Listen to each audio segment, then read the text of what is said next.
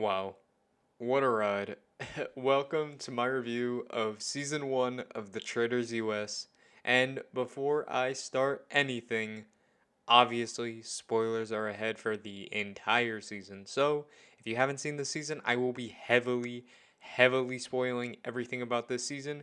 You have been warned. So, let's dive into what was a wild ride in the Traitors U.S. debut. When I go a few years from now and I look back at this season big picture, this was truly such a great start for the Traitors as a series, and I think and I hope that that will continue as more seasons release as time goes on, because I truly think that the season opened a lot of people's eyes about how great the Traitors truly is. I mean, we had such a great cast on the celebrity side, tons of drama from the same people, and such incredible and satisfying storylines that I truly enjoyed throughout my entire binge of this season. And I would be very disappointed, and I'm already disappointed that I haven't already mentioned the name of the great Cerie Fields, as this entire season was Cerie's story. Everyone else step aside, bow down to the queen, the icon, the legend that was this masterful game by Cerie, and I cannot be more excited about how this season played out through Cerie's lenses.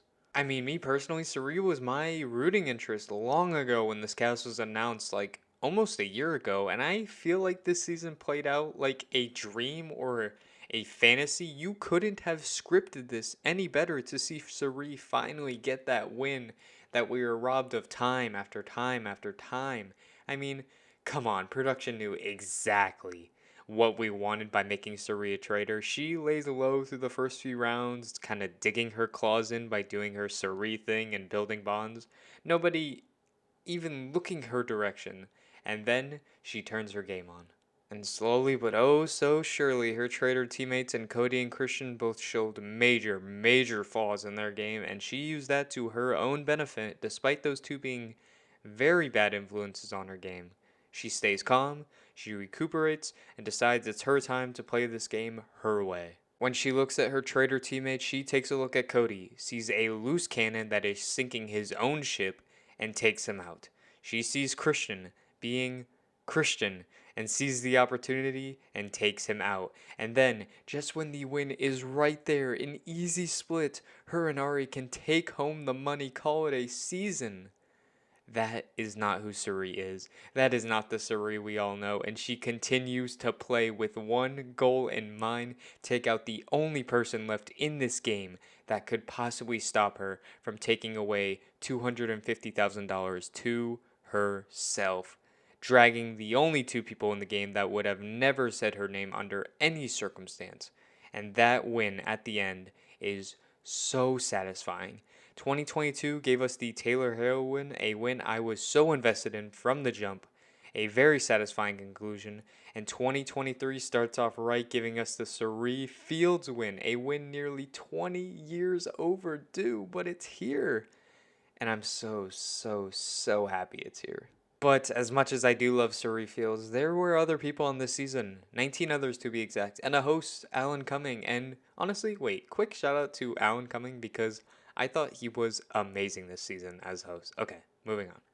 Let me break down the other traders while we're here. Cody, former Big Brother winner and loser, was so unique to watch this season, because every time we've seen Cody play, he's been in the driver's seat, or at the very least the passenger seat, with no bumps. But this was a very bumpy road for Cody, and I just don't think this role as a trader was built for him. He was clearly very distressed with the idea of having to put on this persona in front of everyone 24/7, and eventually he was gonna crack, along with the fact that he had a massive target on him from the jump. But the play to Kyle at breakfast was still mind boggling, and I just don't think Cody could see clearly, because all of his focus was going into the idea of being a traitor and not revealing it, that he couldn't really think about what he was saying and doing in every opportunity and moment as carefully as I think he would have in other circumstances.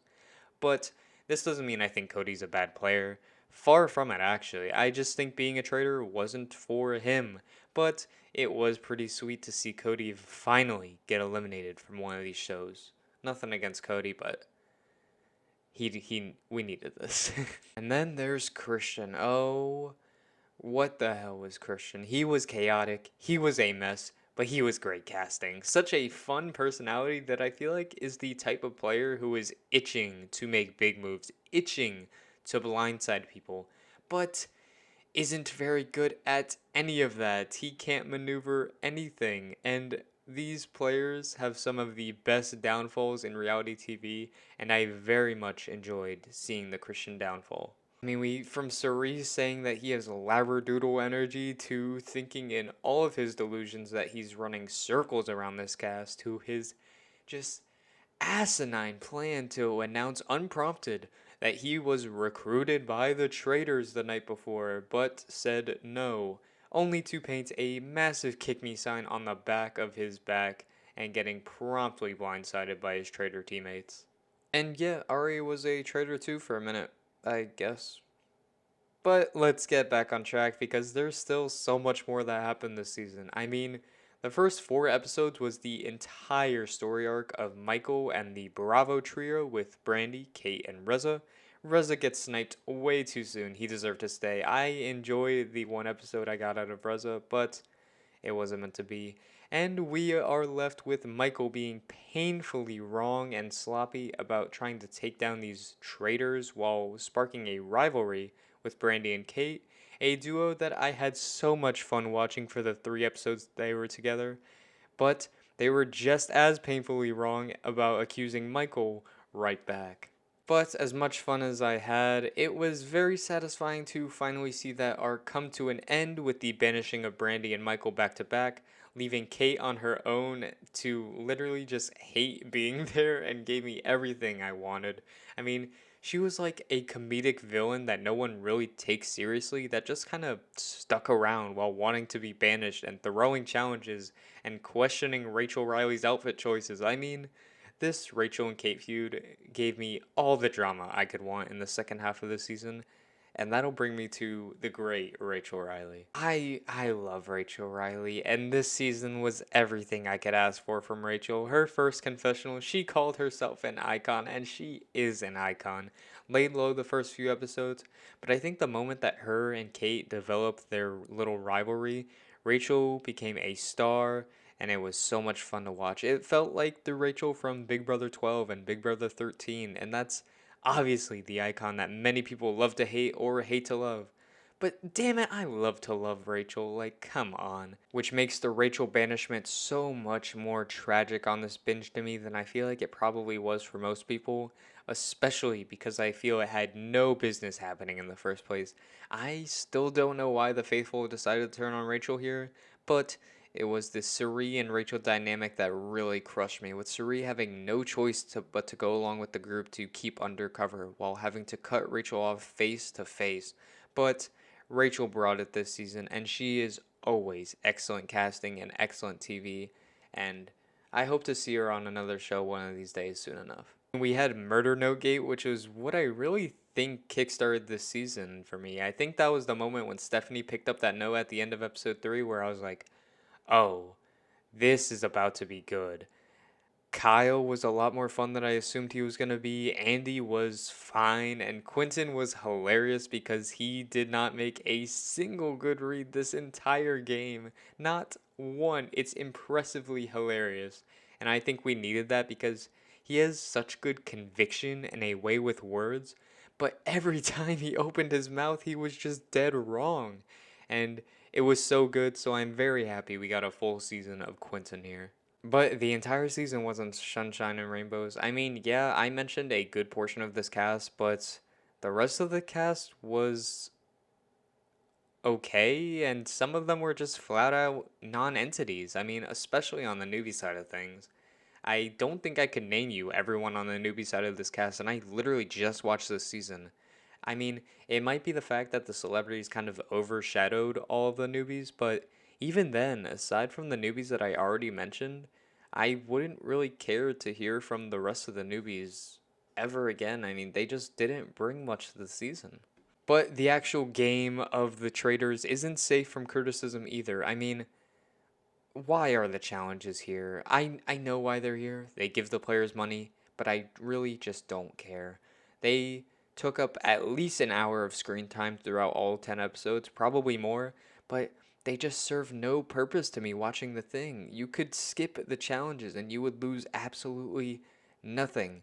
So I hope in the future that they find a way to make these challenges more engaging because they are not it right now. Let me bring up that damn shield because the shield existed in both other versions of the Traitors with the UK and AU, and I feel like this season it was a total dud.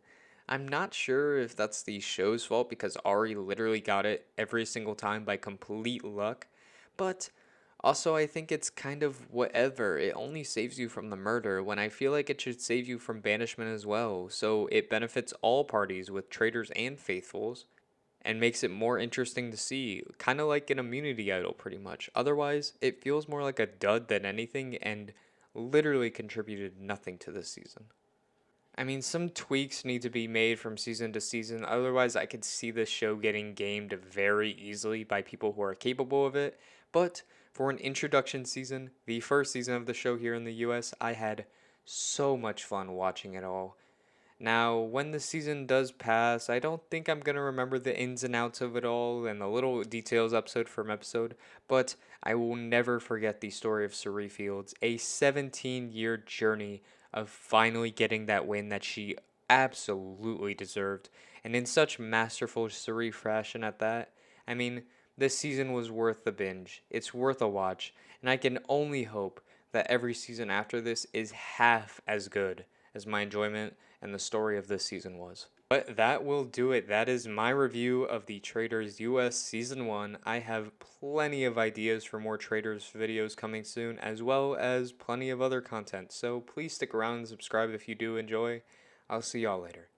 Bye bye.